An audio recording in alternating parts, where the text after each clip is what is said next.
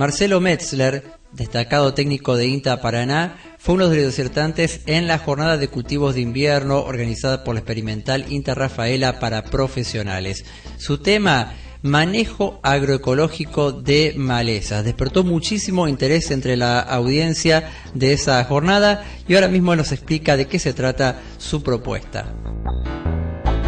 Básicamente el enfoque agroecológico, por lo menos desde mi punto de vista, no trata en sí, no implica el no uso de herbicidas, sino engloba el uso de herbicidas de banda verde, de bajo impacto ambiental, dentro de un contexto de manejo de maleza.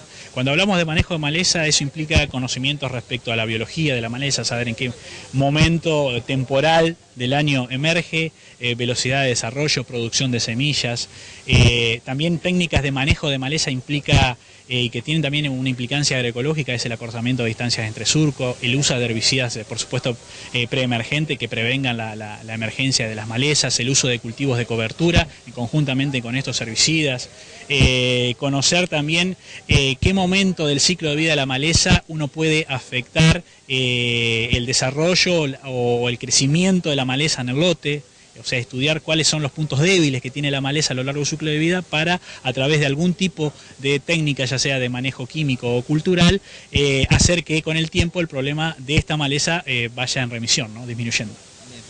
En estos últimos años, por lo menos en nuestra zona, muchos productores apostaban justamente a cultivos como el trigo como una forma de combatir las malezas. ¿Es tan así o en realidad es como una solución, digamos, parcial, digamos? No, es una solución, digamos, primero en el caso de Ramanera, donde se ve un efecto muy importante del cultivo en sí, se estaban usando herbicidas de acción hormonal y sulfonilurea que tienen una excelente eficacia sobre esta maleza, y a su vez después el mismo cultivo, no en este caso un cultivo de cobertura, sino el cultivo como un cultivo de producción en sí, genera una competencia por la luz, sobre todo por la radiación, y hacen que prevengan la emergencia de malezas, como es el caso de Rama Negra, ¿no? ¿Cuáles serían las malezas a las cuales tienen que estar más atentos los productores justamente cuando buscan el trigo, por hablar, digamos, porque es más popular de los cultivos de invierno, como una excusa, vamos a llamarle, para no dejar el lote desocupado? Básicamente las malezas que tienen que estar más atentos, digamos, son, como maleza gramínea que puede generar una importante competencia en el cultivo, el ryegrass, ya sea resistente al glifosato, fundamentalmente más importante, y otra hoja ancha que, si bien quizás no llega a generar pérdidas importantes en el cultivo de trigo, si uno la descuida cuando empieza ya, como nosotros decimos, a entregarse el cultivo previo a la cosecha, generan las condiciones de luz, sobre todo para que prevalezca sensiblemente, es el caso de Rama Negra, ¿no?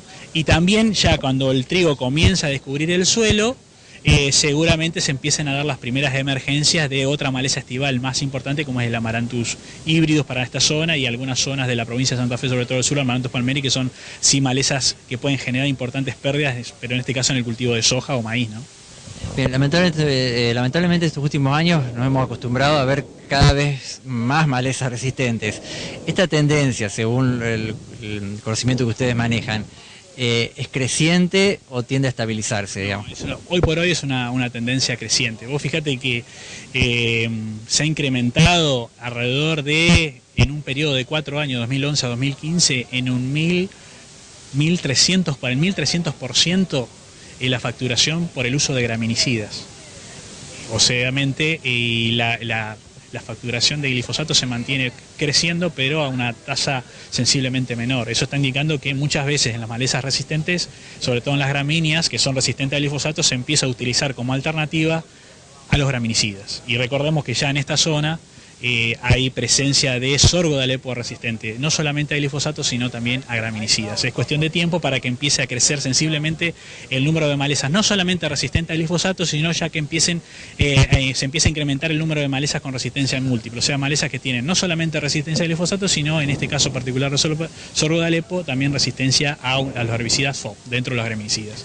Realmente el uso de graminicidas es realmente intenso, y esto lamentablemente va a desembocar en breve periodo relativamente corto en la aparición de más malezas resistentes a estos herbicidas.